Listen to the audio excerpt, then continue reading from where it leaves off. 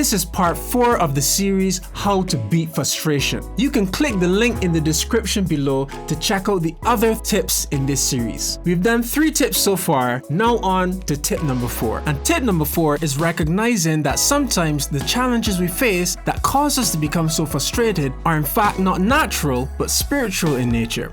What do I mean?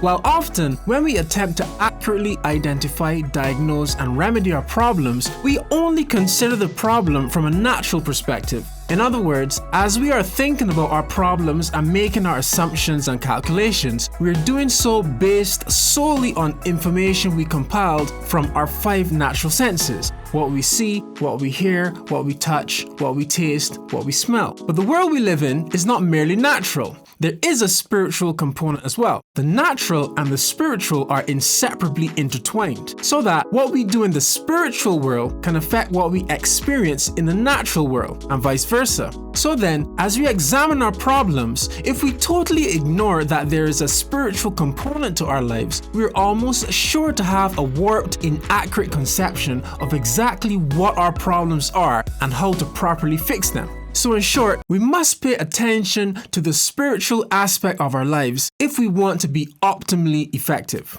Okay, fair enough. So let's say we commit to the idea that the spiritual aspect of things should not be ignored. The next question we have to ask ourselves is, how can we decipher whether or not our problems are merely surface problems or problems with a deeper spiritual root? Well, unfortunately, making that distinction is not always straightforward. Ultimately, it comes down to our level of understanding and experience with the spiritual world. The more we understand how the spiritual world works, and the more experience we have interacting with spiritual concepts, the easier it will be for us to determine whether or not the challenges we are facing have a spiritual root. So in essence, we need to be more spiritually savvy. But how can we do that? How can we develop our understanding of the spirit world? Well, by reading the Bible. The Bible views the world primarily from a spiritual perspective, and it shows us many different examples of how the physical situations that people experience are actually caused by underlying spiritual laws. Let's take a look at a few examples. So a quick note here. Many people find the stories in the Bible very controversial and even offensive. And with a modern day humanistic worldview, I can totally understand why many people feel that way. I personally, however, have no problem with the Bible. I accept the stories as they are, and I accept the wisdom taught through the stories. And so I make no apologies for that.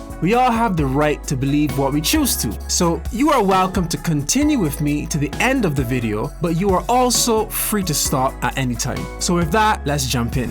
In the book of Joshua, as part of God's judgment on the Canaanite nations, he doesn't rain down fire from heaven as he did in the case of Sodom and Gomorrah, but instead, he instructs Joshua to invade the region of Canaan. He promises to go with Joshua and to ensure his success. In Joshua chapter 6, with the help of God, Joshua successfully leads the armies of Israel to total military victory over a major Canaanite city called Jericho. So the morale of the Israeli army is high as they seize their first military victory. They had followed God's commandments and God gave them the victory as he had promised. However, in their next battle, the armies of Israel would face a humiliating defeat at the hands of a significantly weaker nation. So Joshua, the leader of the Israeli army, is totally confused. How could they have been so successful against a major military opponent and yet suffer defeat against a much weaker army? And why did God not assist them in battle as he had done in the past? So in his confusion, Joshua decides to ask God for insight. God then explains to Joshua that his defeat was not as a result of Israel's lack of competence or strategy. It was not the fault of the infantry or the cavalry. The problem was simply that one of the Israeli soldiers had violated one of God's laws. God had told the armies of Israel not to take any of the spoils of war from Jericho, the first city that they had conquered. But one of the Israeli soldiers disobeyed that law, and as a result, God withheld his assistance from the entire army of Israel. So here we see that their defeat in the natural realm had nothing to do with their incompetence in the natural realm. Their problem was spiritual. They had violated a spiritual law. Here's another example in the book of Jonah.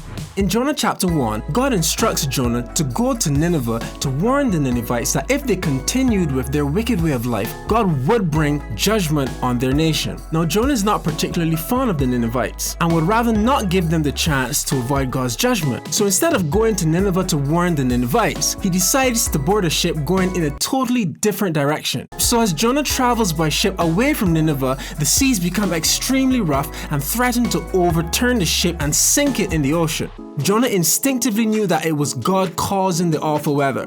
He doesn't want the innocent sailors and their cargo to drown in the ocean simply because of his disobedience. So in verse 12, he tells the sailors, "Pick me up and throw me into the sea. Then the sea will become calm for you. For I know that the great tempest is because of me." Nevertheless, the men rowed hard to return to land, but they could not, for the sea continued to grow more tempestuous against them. Therefore, they cried out to the Lord and said, "We pray, O Lord, please do not let us perish for this man's life, and do not charge us with innocent blood." So they picked up Jonah and threw him into the sea, and the sea ceased from its raging. So in this case, the extreme stormy weather conditions that threatened the lives of the sailors had nothing to do with regular natural weather systems. It had nothing to do with the competence of the sailors or the crew. Everyone on the boat was having a terrifying natural experience, but the real underlying cause was in fact spiritual. The storm came about specifically because of Jonah's disobedience.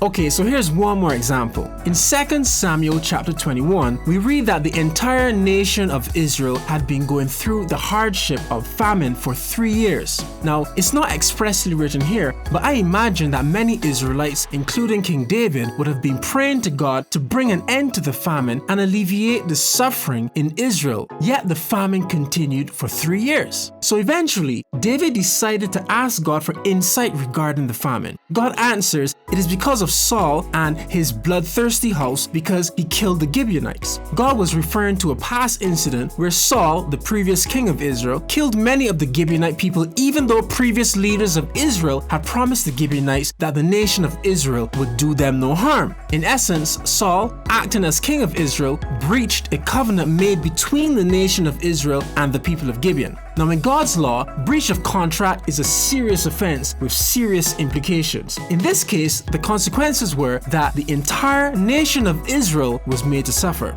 So upon learning of the spiritual root of the problem, David went to the leaders of the Gibeonite people and made a settlement with them to rectify the breach of contract and to appease them. And only after everything had been settled do we read in verse 14, "And after that, God heeded the prayer for the land." So yet again, we have here an entire nation suffering natural hardships, but for spiritual reasons. Now, we could find many more examples in the Bible where natural circumstances were actually caused by spiritual realities. But I think these examples are enough to illustrate the point that when we are facing frustration in the natural realm, it might be a good idea to check to see if our challenge is merely natural or if it does indeed have any spiritual roots. It's not always easy to decipher, but as I mentioned before, the more familiar we become with the spiritual aspect of the world and God's laws that govern it, the better and quicker we will be able to determine whether or not our frustrating challenges are merely natural or if they stem from a deeper spiritual root.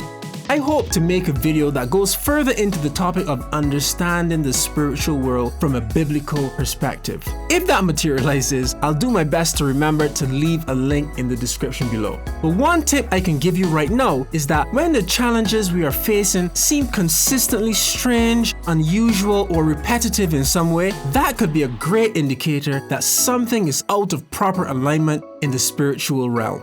So again, tip number 4 is recognizing that sometimes the challenges we face that cause us to become so frustrated are in fact not natural, but spiritual in nature.